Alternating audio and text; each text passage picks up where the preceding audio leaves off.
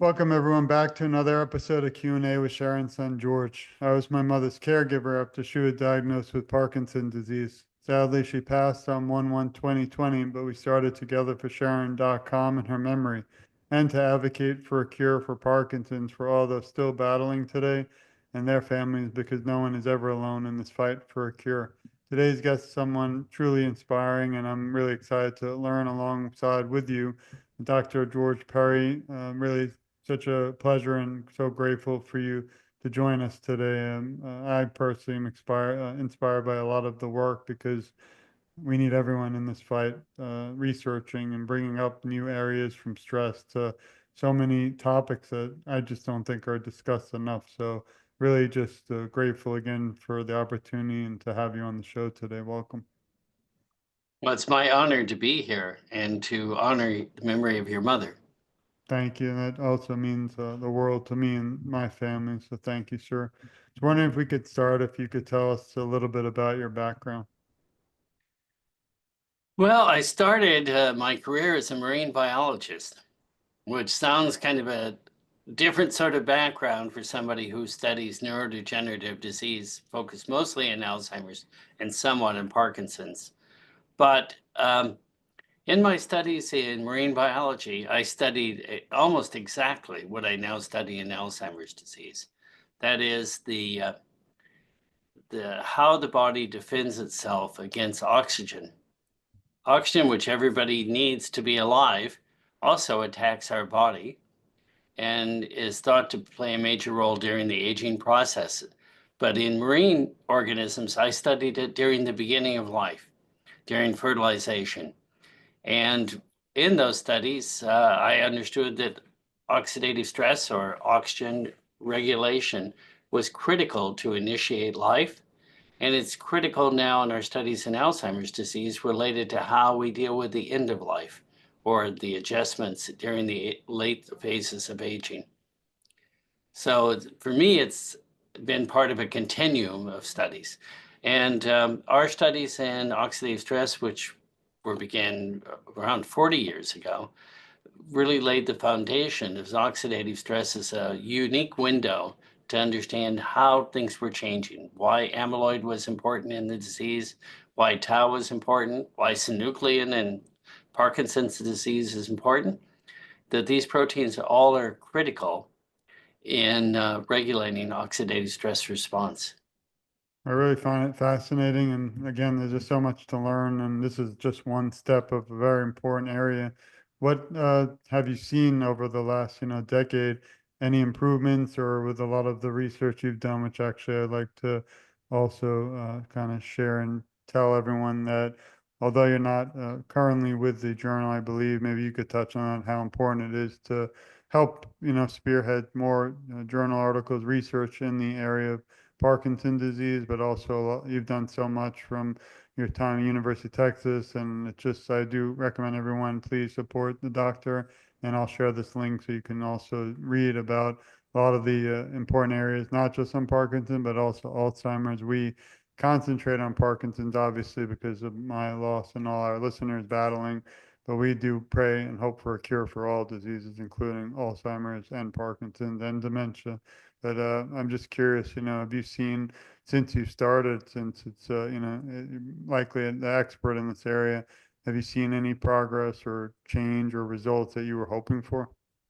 Well, I think in the case of Parkinson's, there's been a lot more progress, at least in treatment. The treatments from historically with L-DOPA, deep stimulation, and many other approaches have actually benefited patients for many, many years. Yeah, In the case of Alzheimer's disease, we don't have a similar improvement. The idea that Alzheimer's disease was like Parkinson's and a transmitter deficiency led to the current therapeutic treatments, which deal with the cholinergic system. But the benefit has been very, very small. It's real, it's sufficient to justify treatment, but it has not changed the course of the disease significantly. So, and that's been the case in the Alzheimer's disease. The current antibody treatments if they benefit patients, which I think is very debatable. But even if you grant what the pharmaceutical companies are claiming, the benefits are so small that a family member wouldn't be able to perceive the differences. As where in Parkinson's, that isn't the case, but people are benefited. But in both cases, we're still very far from a cure. In the case of Alzheimer's, we're far from a good therapy. In the case of Parkinson's, we have a therapy, but neither do we have anything that reverses the disease. No, I appreciate it. And that's why we continue to do this show, because of awareness. And I feel that if we can get the work you're doing throughout the world and for everyone to understand the incredible work that so many do behind the scenes, that I think will really change the world for the better. I saw you did do a study in '99, more on the focus of Parkinson's. I don't know if you could tell our listeners a little bit about it. I know I might have a lot of schooling, but sometimes some of the terms and things are tough to understand, but it's such important work. I want everyone to understand and follow you, support you on your journey, because again, I will say it 100 times, you're doing such incredible things. I feel that need the world to awareness. Well, thank you very much for the compliment. Um, it's been very rewarding to work in this field that has implications to affect millions of people worldwide. In this particular study that you're showing, we documented together with primarily Dr. Thomas Montine, we documented that Parkinson's disease, I'm so used to saying Alzheimer's, sorry, Right. is that Parkinson's patients show the same type of oxidative damage in their brain that you find in Alzheimer's disease. That involves particularly ribosomal RNA. And further, in another study, let me make certain of this. This is not there's and then we did a follow-up study looking particularly whether in Parkinson's disease there were the same type of mitochondrial problems, the energy powerhouse of cells, which definitely is involved in Parkinson's disease and Alzheimer's disease, but the two diseases are quite distinct in the mitochondrial problem. So the Alzheimer's is associated with mitophagy and accumulation of mitochondrial products in the cell. And in the case of Parkinson's disease, it wasn't pronounced in the same way. Are there ways individuals can really do anything to change the future of this path, or these things that are just, we're born with, or just, that's the most important thing, obviously, we have these diseases, but we want to figure out ways to not just find a cure, but until there is those battling today. Well, I think the thing that's most relevant from these studies is work that were begun together with Rong Zhu at Case Western Reserve University in doing epidemiological studies. Mhm. And a ton of work in Alzheimer's disease really pinpoints metabolic issues as a primary problem. And that's also true for Parkinson's disease. But I know the work less in detail. For Alzheimer's disease, exercise, diet, stress reduction, all reduce your chance of having the disease significantly. Between 50 to 90%, depending on the study that's been done. And probably is responsible for the ethnic variability in people developing the disease. Some minorities and others are more prone to having Alzheimer's disease. And this has been linked to socioeconomic issues, which again relates to stress, healthcare, et cetera, and exercise. So in this most recent study, we've looked at, that was published just a few months ago, we looked at those people taking Ozempic, Mhm. which is a drug that alters metabolism, and to see if they have reduced amounts of Alzheimer's disease.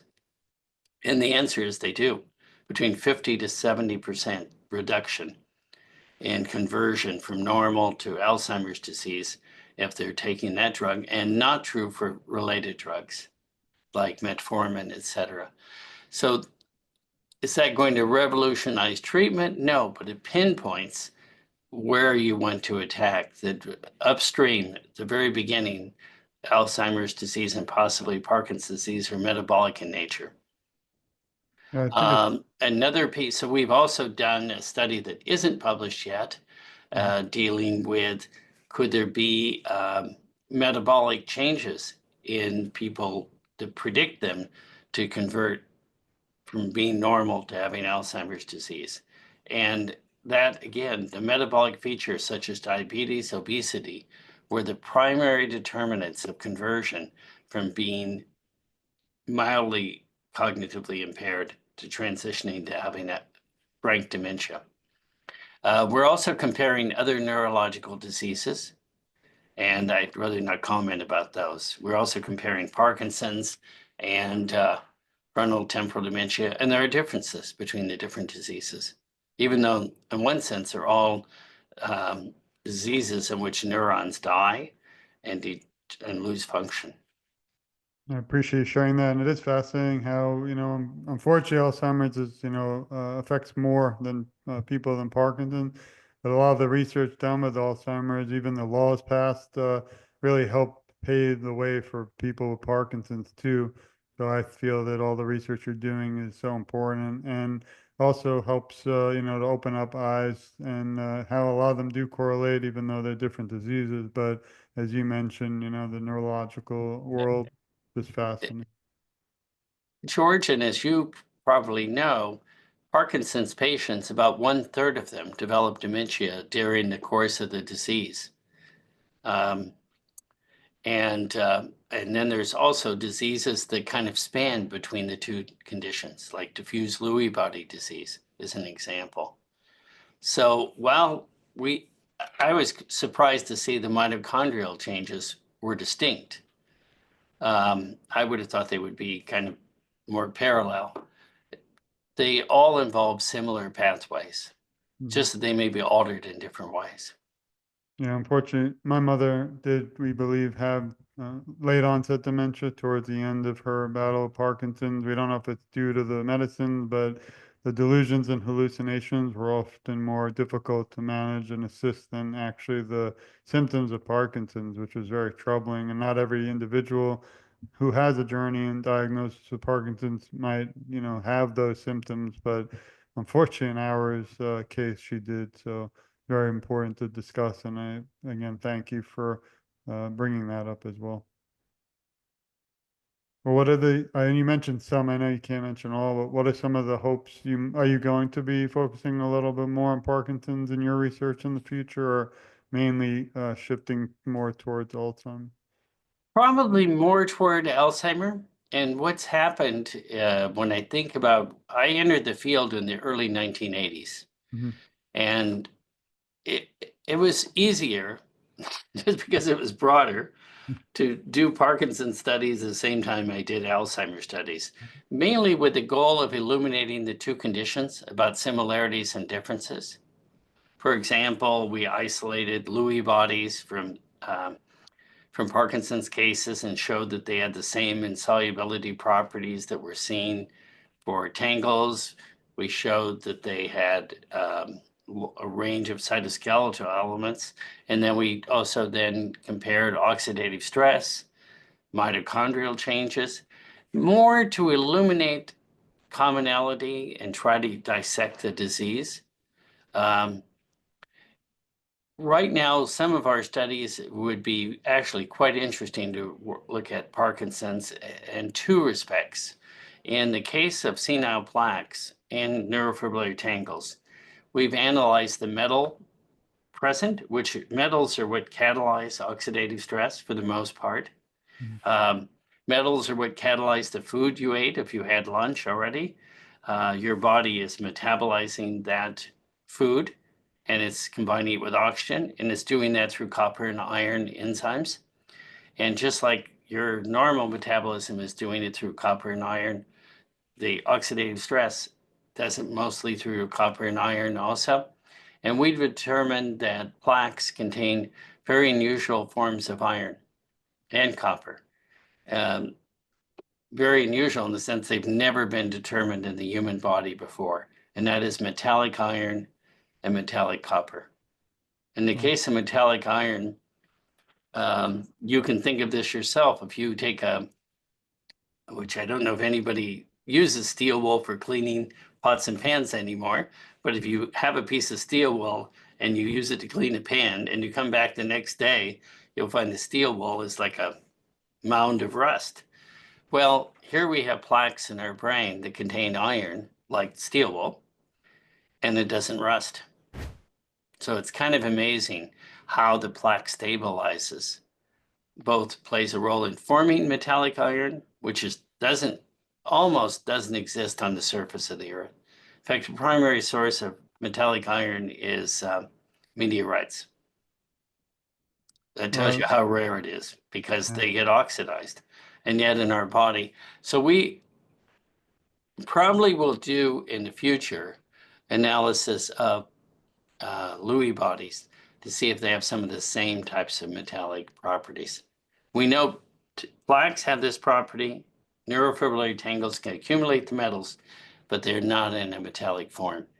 So there's both the question of how does it become reduced to metallic form, and how is it stabilized and protected from rusting?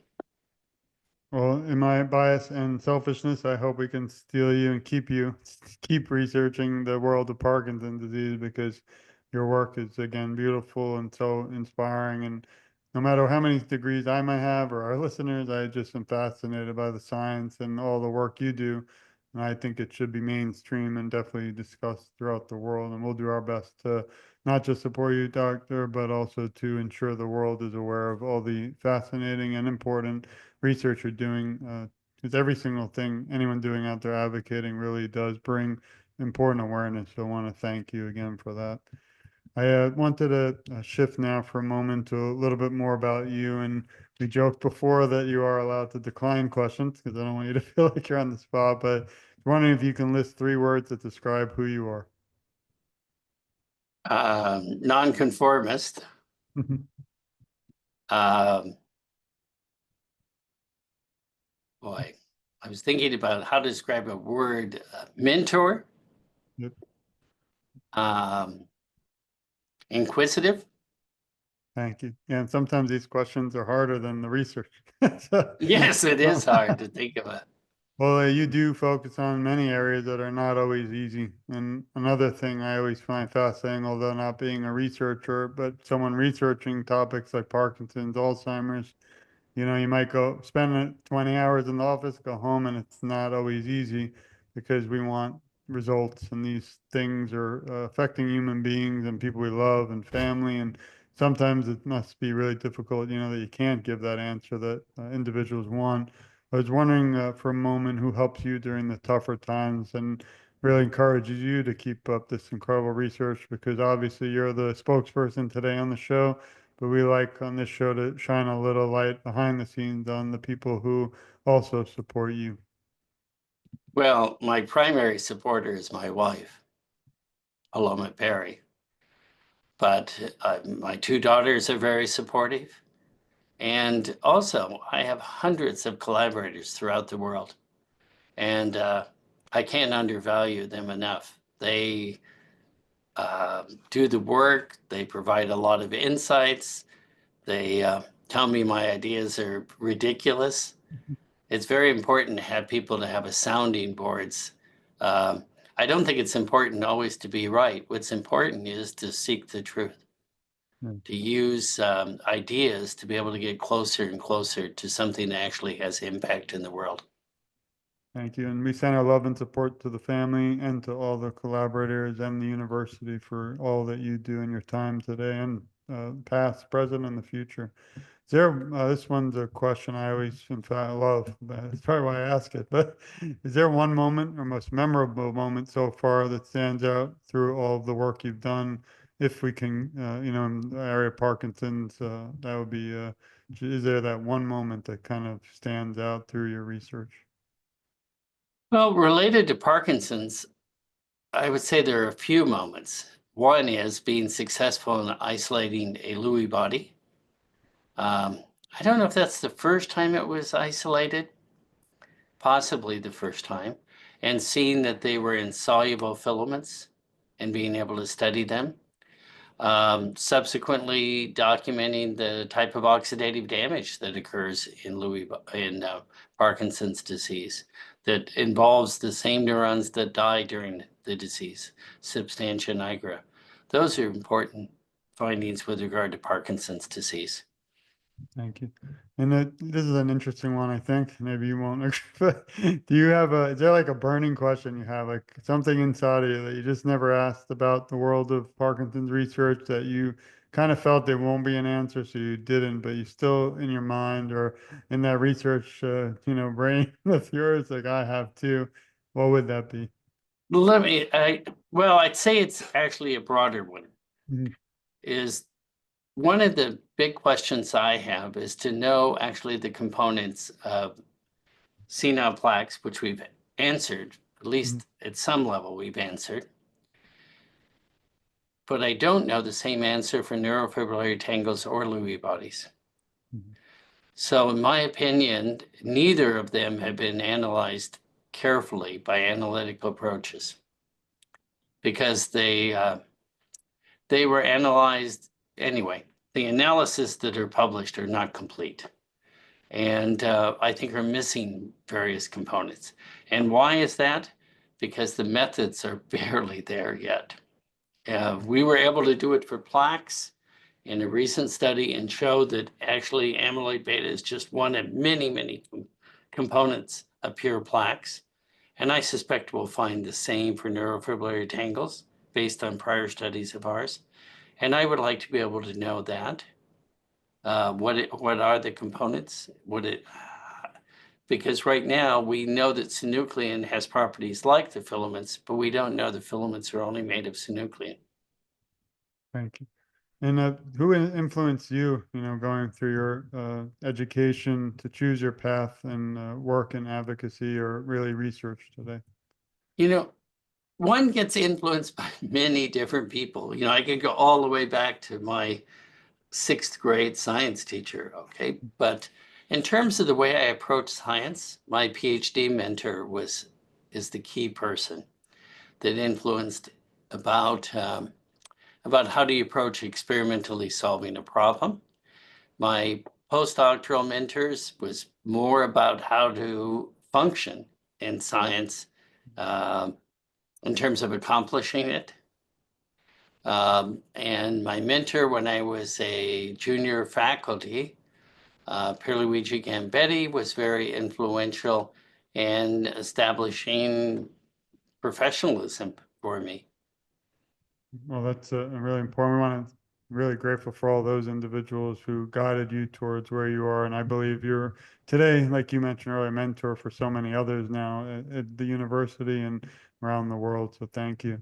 As we wrap up today, unfortunately, as I always say, this conversation really doesn't end today when the cameras and the lights and paparazzi leave, because the path and the goal and the research still is there. So we still have a lot of work to do. And really, I can sleep a little bit. I don't sleep enough anyway, but I can sleep a little better knowing that we have you out there representing all these really critical questions and research. And I feel we'll come closer someday to very valuable information because of the work you're doing. I was wondering on a final question for today, if you could leave the Parkinson's community with some words of encouragement, it could be in terms of research, what would that be?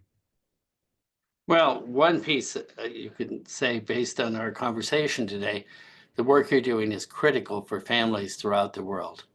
And even if you have a small effect therapeutically, it can have an incredible magnifying effect for families, even without a cure. But working toward a cure, which requires understanding where these diseases initiate from and really attacking their root causes, could transform the world. Yeah. You know, Well, families are spending huge amount of their efforts and less than the happiest of activities, although I know caregiving can be rewarding, but it would be nicer to be at a beach resort than be tied down with somebody who has delusions or other problems. And you can bring years of happiness to people by changing the course of aging.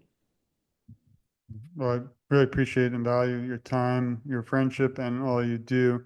I do hope we will meet again someday soon. And I want to thank you again. I want to thank everyone for listening.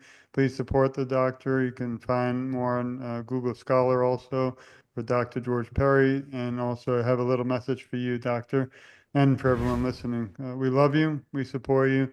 We care a lot about you, and you're never alone. I, along with the doctor, will advocate. Of course, he'll be doing the research side for you. And together, I feel our voices are so much stronger.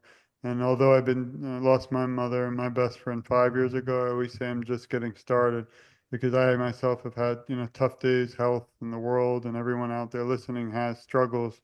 But when I sit back and learned about Dr. Perry and the research he's doing, it really truly does inspire me to keep pushing forward and to keep fighting. So wanted to thank you again, Doctor, for your time. What an honor, privilege, and this just truly means the world to me. So thank you again. Thank you. Thank you for giving me this honor to be able to speak to people that are concerned about Parkinson's disease and other neurodegenerative diseases.